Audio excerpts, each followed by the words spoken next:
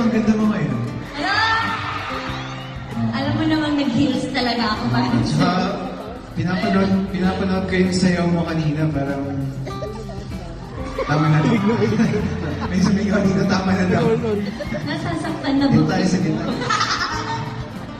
Ako muna.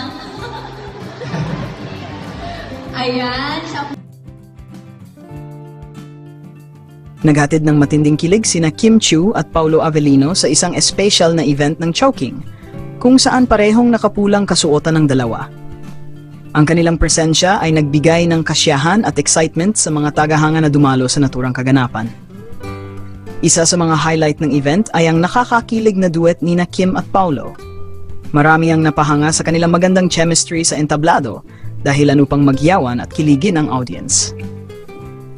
Bukod sa duet, nagpakitang gilas din si Kim Chiu sa kanyang production number na talaga namang ikinatuwa ng mga manonood. Pinuri ang kanyang husay sa pagsayaw at performance na muling nagpamalas ng kanyang pagiging isang tunay na entertainer. Hindi rin nagpahuli ang kanilang pictorial session kung saan mas lalong lumutang ang kanilang closeness sa harap ng kamera. Maraming fans ang hindi napigilang kiligin sa kanilang mga larawan.